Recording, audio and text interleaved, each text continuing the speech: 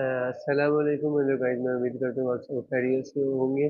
My name is Ahmed education वाला I am from Wakan.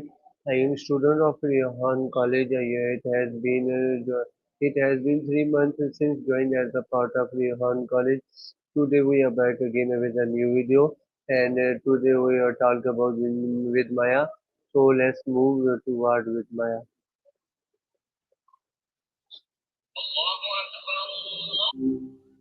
Hi, how's the evening treating you? Hi Maya, how are you? Ah, doing all right. Just existing, you know? But good, good. What's on your mind today? Anything you want to chew on? Hi Maya, today I want to talk about a very important topic, how to write better and communicate your ideas clearly. Ooh. All right. Now we're talking. That's a good one. So many people can talk all day, but actually landing the point, that's the trick. Where do you want to start with all that? Me any answer and me any question and you answer. Okay. That's a bit of a loop, haha. But I get you. Back and forth. All right, I'll bite. I think the biggest thing with clear communication is knowing who you're talking to. You change how you explain something to your grandma versus your professor, right? Your turn. What's one thing you struggle with when trying to get your ideas across? Okay, so let's start. Gotcha. All right, let's start. I think a lot of people fall into the trap of trying to sound smart instead of being understood. It's like layering on jargon or complicated sentence structures when simple would do. Does that ever hit home for you?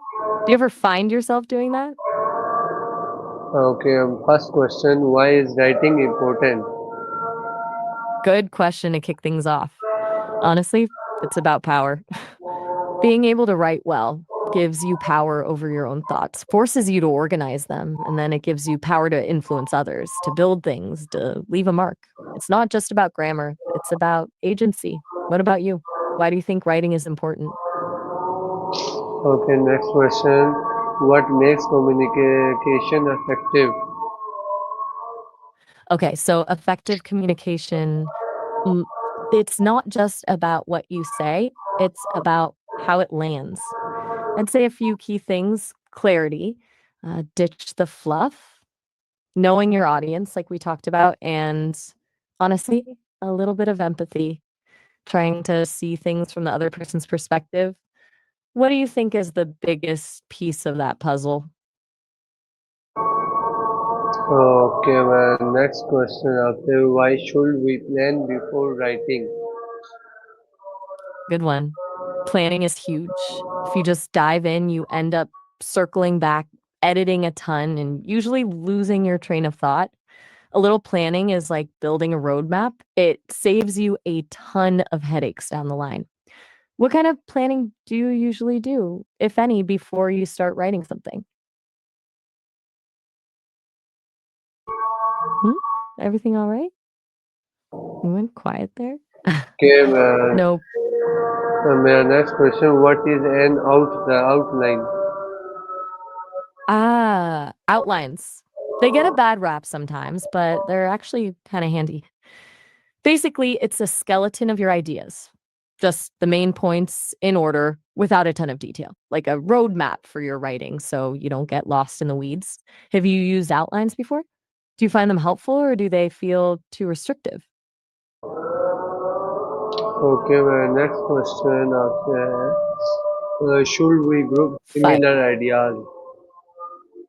Absolutely, 100%. Grouping similar ideas is key to making your writing flow and making it easier for the reader to follow. It's like organizing your closet. Everything has a place, and it makes finding things way less stressful. Do you ever find yourself jumping around between topics when you're writing? Okay, my next question after how does a organization make writing clear? Good question. Organization is like the scaffolding of clarity. If your ideas are all over the place, the reader is constantly playing catch up, trying to figure out how things connect. When things are organized logically, it frees up their brain to actually process what you're saying instead of just trying to follow the jumps. It builds trust too, shows you've thought things through. Does that make sense? Okay, my next question I'll say, should we use one strong example or many? Generally, yes. One really solid, well explained example is way more impactful than a bunch of weak or rambling ones. It's about quality over quantity, right? Too many examples can muddy the waters and distract from your main point. Though sometimes a few different angles can be helpful. What do you usually do? Do you tend to throw everything at the wall and see what sticks? Or are you more of a one perfect example kind of person? Okay, Everything. question I'll say, why is editing important? Oh, editing is everything. Writing is just thinking on paper. Editing is where the magic happens. It's where you tighten things up, clarify your ideas, and make sure you're actually saying what you mean to say. It's also where you catch all the dumb little mistakes you inevitably make. Honestly, I think a good editor is worth their weight in gold. Do you enjoy the editing process or do you dread it? Okay, next question, No worries. Sometimes. how can social media improve writing? Whoa, jumping topics on me. All right, fair enough. Social media, it's a weird one. It can be a good thing and a bad thing for writing. The good, it forces you to be concise. Twitter, especially, makes you really think about every word. It also gives you instant feedback. The bad, it encourages sloppy writing, abbreviations, and a whole lot of noise. What's your take? Do you think social media makes people better or worse writers? Okay, my next question I'll say, should we use headings? Absolutely. Headings are your friend.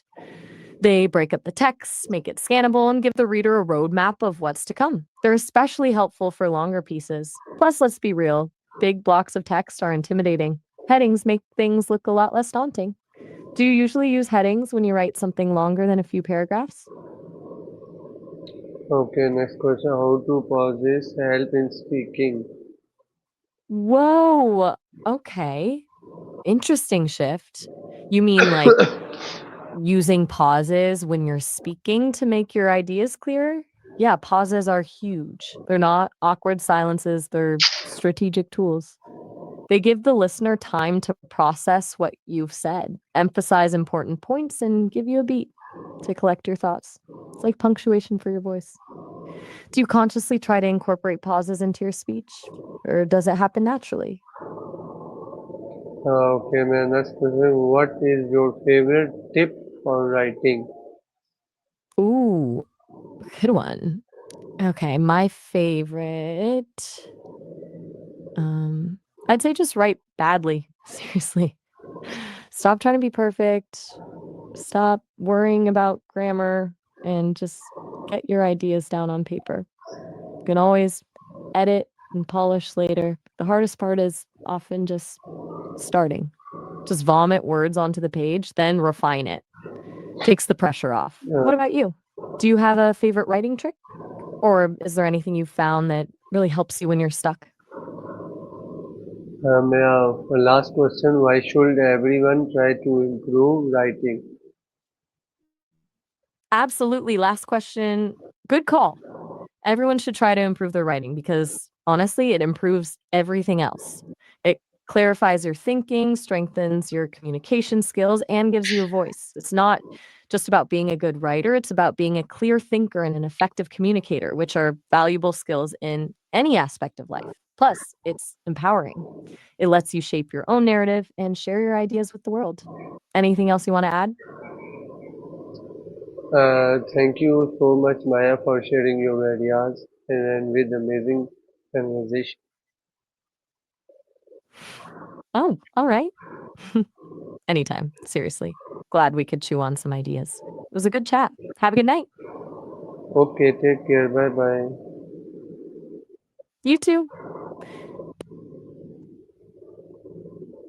चले गए यहाँ पे हम अपना match की बात खत्म करते हैं। मिलते हैं आपको अगली वीडियो में, तब तक के लिए खुदा हाफिज़।